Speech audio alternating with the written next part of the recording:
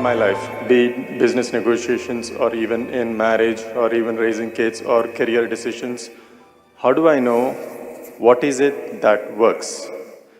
You're married and you want to know what works.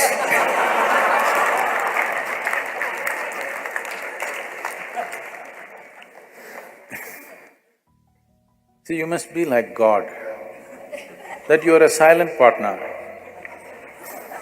then it works. Just like God, whatever anybody does, just learn to be like God. Never intervene in anything.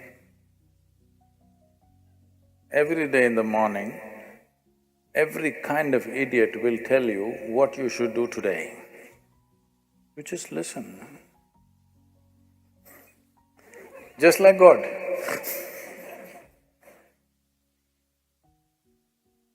Marriage will work. It may not work with your profession. See, you're misunderstanding this. You're trying to make this into some kind of a value system.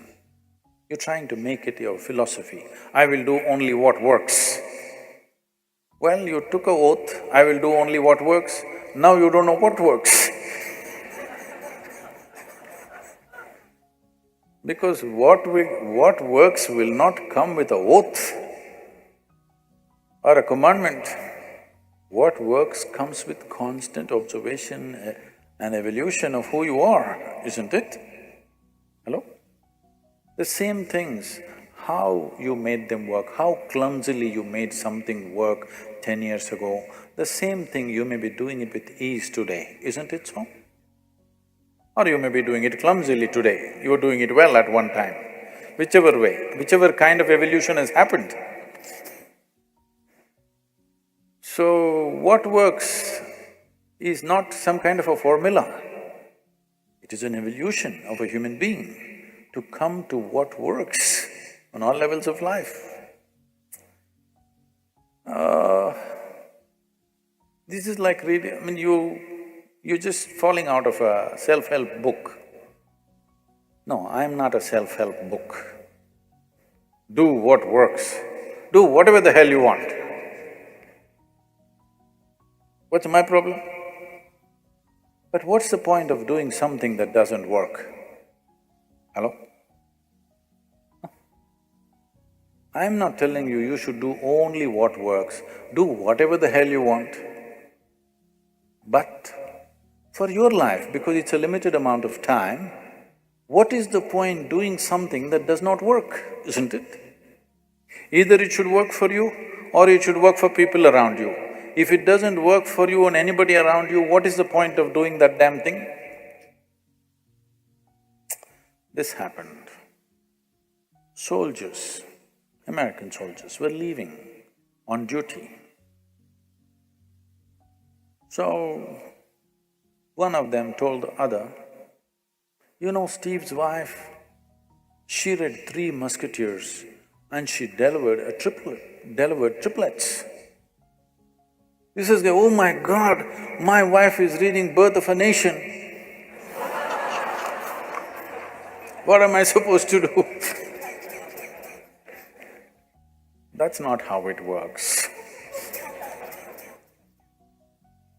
So don't make this into some kind of an ethic or a philosophy, I will do only what works.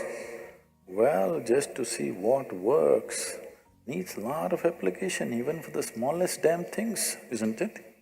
Hello?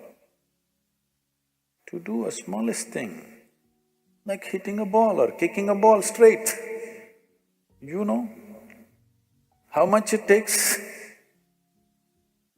Somebody who can kick a ball where he wants, wow, the whole world is worshipping him just because he kicks a damn ball.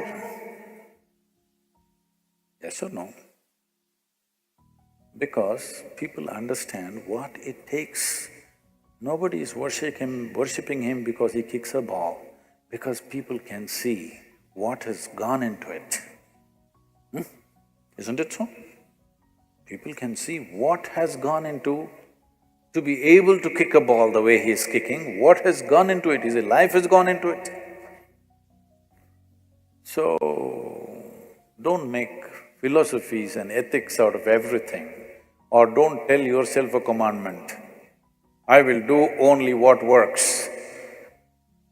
It's a good commandment, but now you don't know what works. So, no, you need to be conscious and apply yourself to every damn thing. If you just learn this much, that you don't decide what is important and what is not important. I was in the Rally for Rivers board meeting just before I came here in New Delhi. The CII, that is the Confederation of Indian Industry, their board also participated in the Rally for Rivers board because they're looking at how to put this, because slowly people are realizing the magnitude of what has been unfolded.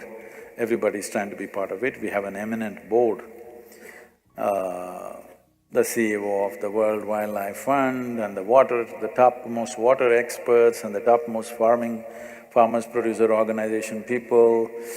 We have a judge from the Supreme Court, and it's a very eminent board. As this Kaveri calling project was being talked about, and for every question particularly certain experts had and they were asking, I was casually telling them what to do. They said, Sadhguru, how do you know all these things? I said, right from my early childhood, I just wandered around without any purpose. Without any purpose. Simply I wandered in the jungles, in the forests, in the rivers and this. But I paid absolute attention to every plant, every insect, the air, the moisture, the works and everything. What was aimless wonder today is becoming formidable knowledge that is not written in any damn book. For the first time, somebody is talking in a comprehensive way, not from a textbook. This was just aimless wonder. As a child, as a youth, just wandered around without any purpose. So even if it is purposeless, you can't live without attention, isn't it? Hello? So just do this one thing, stop discriminating what is important, what is not important. If you pay the same level of absolute attention to every damn thing, you will see that what is the right thing to do is a very natural process.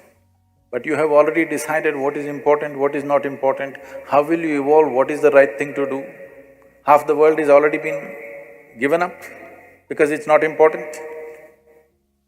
You are paying attention, only you even look at somebody properly only if they are of something to you.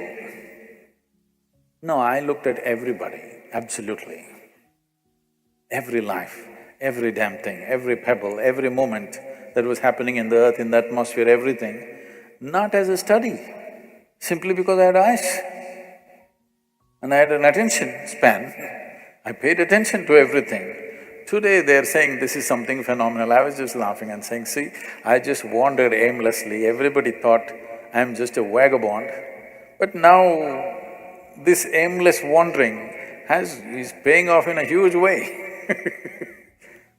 Because it doesn't matter what the hell you're doing, small things or big things. If you are absolutely involved, absolutely, you will see, you will know what's the right thing to do. You trying to live here without involvement. This is why you have morals, you have ideals, you have ideologies, you have values, you have ethics, you have commandments, because you are trying to live here without involvement. You want ready-made formula. What is the right thing to do? Thou shalt not, thou shalt not, thou shalt not. Did the world get fixed, I'm asking?